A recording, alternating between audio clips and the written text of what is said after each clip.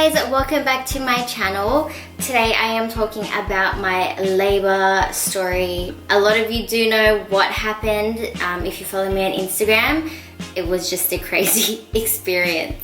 I just want to quickly start off with what my original birth plan was, because a lot of you asked me whether I wanted a home birth, and the answer is no. Even though I wouldn't mind, I think I started researching like how much it is to hire like a midwife for doing a home birth, and it was like, if I'm correct, I swear it was like 4,000. I don't know, but I was like, well, all good, I'll just go to the hospital. My original plan was to go to the hospital, have a water birth, have the baby, stay there the minimum 6 hours, and then go home. Nice and simple. I wanted no drugs at all. I told Richard to remind me that I did this before with Rafi with no drugs. So if I ask for the epidural or whatever there is, just remind me that I did it naturally last time and I can do it. So he was on board with that. I told Richard how I wanted to give birth. I told him obviously in the water, so in the tub.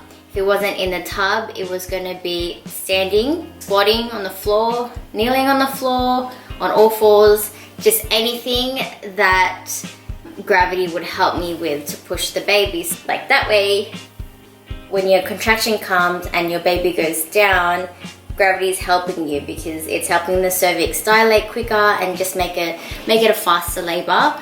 Oh, I think Richard and Rafi are home. They're supposed to be out at the park, but I think it's like super hot today.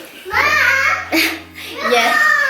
I didn't even get to finish. I'm just starting. What's Sofia Started playing soccer. Did you? It's my friend. Oh, he's so heavy now. Yeah, my friend. Say hello. Hello. Who's that kid? I said Gregory. It's a Gregory kid. Okay. I play him. He's my best friend. Oh, you have so many best friends. Yes. So like I was saying, cervix, gravity, having birth laying down flat on the bed on your back is actually the worst way to give birth because gravity isn't on your side. So that's your cervix and the baby's trying to get out. So when you're standing, it just helps labor go quicker. So that's why I told Richard, I'm standing, I'm not gonna lay down at all. At all. So another thing that I wanted to do as a part of my birth plan was hypnobirthing. 30 something weeks, I was like telling everyone around me, I'm not scared. I'm ready and I am positive and I can't wait to push this baby out. Like I was just not afraid of labor. I was actually more excited for it. So hypnobirthing, let me just tell you. So hypnobirthing is a method of managing pain and anxiety during childbirth, involving various therapeutic relaxation techniques such as deep breathing and visualization. I was listening to something and it was like a lady with a calm voice and she's like, every push, oh wait. She was like, every surge is a step closer to my baby. And that like stuck with me forever. So with hypnobirthing, I learnt to remind myself nearly every day that I am strong, that I can do this, that I trust my body, and that every contraction is a step closer to meeting my baby. So those 4 things I would always repeat in my head. I would remind Richard, these 4 things, you need to feed that to me when I'm in labor so I can get through the pain. Alright, so enough about my birth plan story. We're going to go straight into January 4th. This is my belly at 38 weeks and 4 days. My name is Raphael. They know. I'm billing Sally every day. I know. I'm good and naughty. Yes, I know. Is your baby brother coming I'm soon? Ninja. Today is January 4th. It's 1:36 right now, but I probably lost my mucus plug about 30 minutes ago, so that's pretty exciting. You're probably like, Ew, gross, Mia. Why would you say that? but I'm actually really excited because the last time I was pregnant with Rafi, I lost my mucus plug at, well, I don't know what time, but I know it was in the morning, on a Saturday morning, and then I got contractions in the afternoon, and then he was born 2 days later on the Monday at 9 a.m. So I'm hoping that this baby Rain, wants to come out soon. I was doing before I had to go to the toilet, I was just nesting a bit. So nesting just means like, you know, just tidying up the house and cleaning and making sure the house is like ready for when the baby comes. I was just literally like getting rid of clothes. So I've got like bags there ready to just get rid of, and then I started like folding tights, Richard's shirts and my shirts and singlets. Hello. Hello, this is my video. Down below watch this TV. Bye. He really wants to start vlogging or making videos, so hopefully we can start that soon. But while I was folding, I got like a bit of a like a Hello. bit of a cramp. Sorry, Rafi's touching the camera. I'm holding. Hold on. So I was like, okay, maybe I'll just go Hello guys. quickly. My name is Raphael. I'm really silly. And I went to the toilet. I did a wee, wee. and then I wiped a bit, and I was like, oh, it's like light pink, like it's so like pink discharge or whatever. And then I was like messaging Richard while I was in the toilet, and I was just saying like, hey babe, like just letting you know that, you know, it's a bit pink, so rain could be coming soon.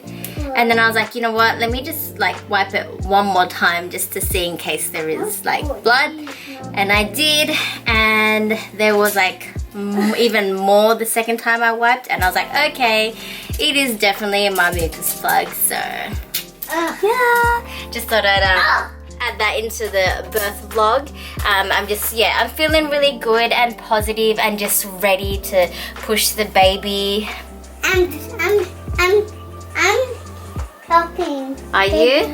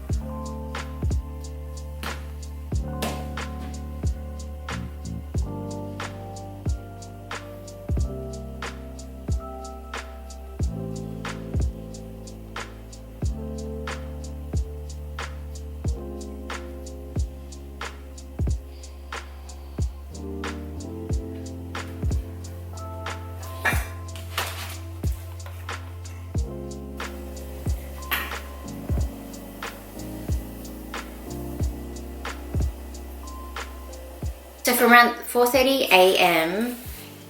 I was like, wait a minute, I've got this TENS machine that I was recommended by a family friend. Why don't I chuck it on? I'll just show you what it is actually. This is the TENS machine. I hired it off birthpartner.com.au, and I think I hired it for about $110, and you have it for 8 weeks. So they send it 4 weeks before your due date, and then you have 4 weeks after the due date, and then send it back. So it basically looks like this. This button here, which is the button that you press every time a contraction comes. So they've got 3 modes. I think it's birth, pelvic, and another one. But you put on birth mode. There's these buttons here, which you can make the pulsing feeling on your back stronger or less. When I started getting my contractions, I think I put it at number 3, and I was like, okay, cool. But by the time it got to around, what time was it? 7 a.m. I think I was on like 8, which isn't even the highest like that it can go. So I was on to 8, and every time a contraction would come, I would click it. It would time the contraction and how far apart they were. So that's how I knew at 4:30 it was 5 minutes apart. by the time it was 7, it was like 1 to 2 minutes apart. Maybe that's how I got through this labor with this bad boy. Majority of the time that I was using it, I was sitting on the toilet because standing just didn't feel right. So when I was like in that seating position, and I was leaning a bit forward, like that's the only position that I wanted to be in while using this. This was my lifesaver. And then 9:20 a.m. came along and Richard filmed this. What is up, guys? So Mia's going through her contractions. How's it going, babe? Hey? Not good. I haven't slept since 3 a.m. She hadn't slept since 3 a.m. I don't know what time it is. It's about it's morning time, breakfast time. Alright, baby, you got this, okay? We don't need to go to the doctor straight away. Just gotta fight through this one, and then maybe tonight, if it gets a bit more crazier. I feel like it's pretty intense. Pretty tense, but I'm not being a good birth, so. But I feel my body feels like I need a push. So, when we had Rafi, It's coming. I was coming again. When we had Rafi, we went to the doctors, to the hospital a few times, and yeah, we got sent home. So this time we're gonna make sure that it's really, really strong. Like she's like dying, kind of strong. I feel like she feels like she's dying. Yeah, dying strong. So yeah, we have to go, you know, sort of thing. But this one right here, this is her first time having it with Rayne, and she's doing really well. Okay, Rafi. See what Rafi's up to. Okay. I got tours open. They have still more houses blocked. I need circle when I need get all of them started. I get all of them is open. Okay. Jump. Okay. Stop. See that? Yeah, very good. It's super fun.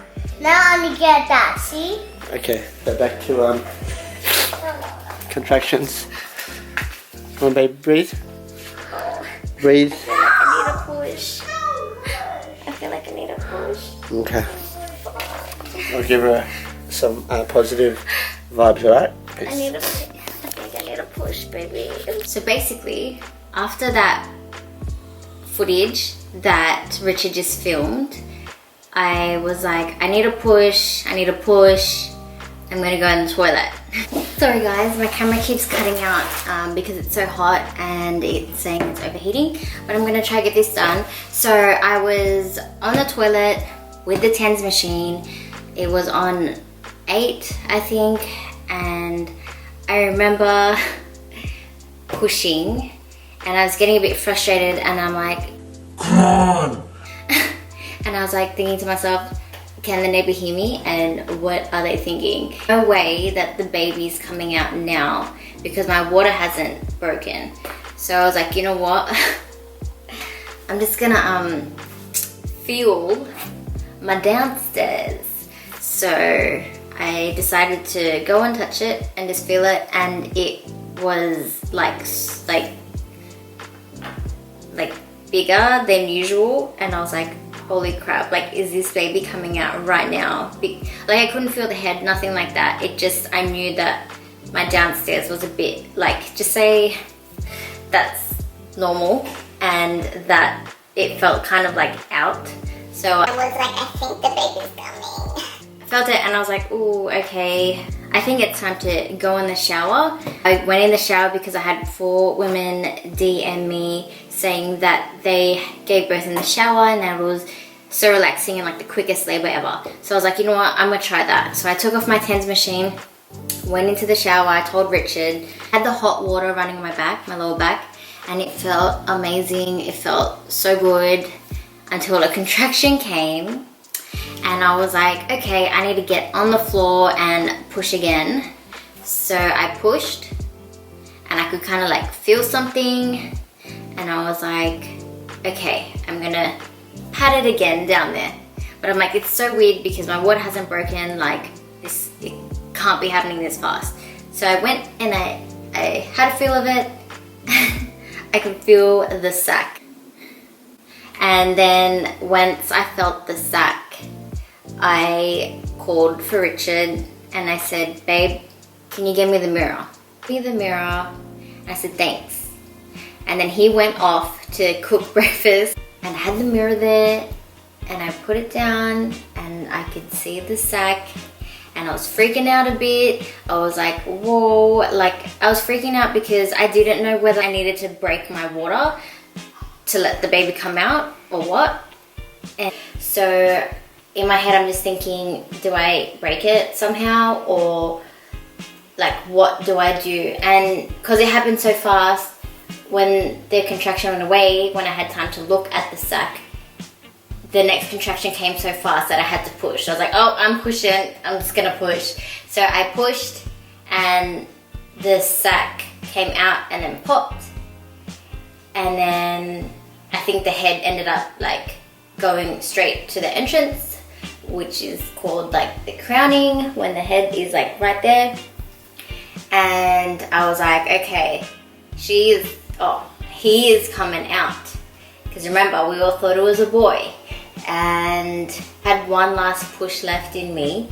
So I pushed it out and lifted her. But it was so overwhelming that I didn't even like look at her. Like I was just so happy. I was crying like Kim K's crying face. Like I'm not even joking. It was probably like this. I'm so happy. And then I called Richard and he came to the bathroom. So me just gave home birth and it's a girl. Oh my god, it's a girl. So she's just in the shower. You can't really see, but she's in the shower and she gave birth to our first girl. And she's crying, she's so happy. I was gonna call someone so she can cut everything else and whatever. I felt the contractions heavy and she was right. The baby was out and he was like, oh my god, and I'm like crying and crying and he's like you okay? And I was like, yeah, I'm just crying because I'm so happy. Richard was just like shocked and then he grabbed her and I gave her a bit of a cuddle and he was like, babe, it's a girl. And I was like, I was still doing the Kim K crying face and I was like, what? Oh my god. And I was just crying like even more than I was already originally crying. I was in shock because we just found out it was a girl and in my head I'm like, I knew it. And I was still crying. I think I cried for a while. I cried because it was just like, I did it. I went through labor, I pulled the baby out myself and then it ends up being a girl. So I was just like, yeah, just really emotional. And Richard couldn't really be emotional because it was kind of like, babe, the cord is still connected to you, like it's still inside. And I'm like, yeah, I know, like I need to push the placenta out. Which is like, who do I call? And I'm like, you can call like my midwife or like the midwife clinic, or you can call like 000. The lady was on the phone for 15 minutes and then they arrived. Feeding good. Yeah. So Rafi get birth. Got the paramedics here. I'll stay here, Rafi, it's nice and cool. And it's a girl. So I just cut the cord. Now she's gonna push out the rest of the placenta out. So the baby's good. She's breastfeeding right now. Rafi, you excited? Yes. You got a baby sister now, not a brother. Is that okay? Yes, I said, Mom said I have been born. I said girl. Yeah, you wanted a girl, yeah? No. You don't want a girl? I want a baby boy. Wanted a baby brother? Oh, okay. Baby. You'll still be a good big brother. Basically after that, they were like, yep, just straight into the van. And I had like no clothes on. So they just wrapped me in like a sheet. And yeah, they wrapped me in a sheet and then just straight into the the ambulance van, and then we went straight to the hospital. But when I got to the hospital, one of the midwives was like, yep, I'm gonna help you deliver your placenta. She's like, it'll be really quick. I'm like, okay, cool.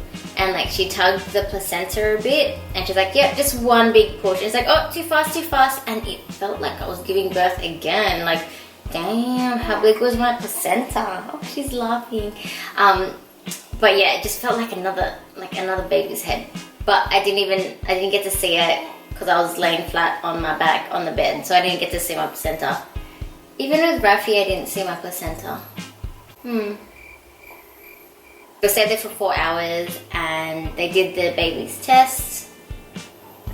Richard got to film it. I didn't want to go walk because I felt like swollen down there and you don't really want to walk anywhere. But nothing really went to plan. Like, I had a hospital bag ready-ish and I had like clothes that I was going to put in there next to the bag, but Richard didn't bring it, so I like didn't have any clothes and didn't have any my maternity underwear. So it was just like, the lady was like, do you just want to go home? And I was like, yeah, that would be amazing. So she's like, yeah, you can go home if you had no complications, whatever. So that's my birth story and I hope you guys enjoyed this video. I really wish we got more footage, but when things happen so quick, you're living in the moment, and you know, Richard just wanted to make sure that I was okay. But I feel like that's enough footage to show you guys exactly what happened. And yeah, we ended up naming her Sofia Rayne Verceles. So yeah. I will be vlogging more and making more videos because I'm not working full time anymore. Obviously I just had a kid, so I am on maternity leave, but I am so ready to film more videos for you guys. And I'm so excited and I can't wait. So don't forget to like, comment and subscribe.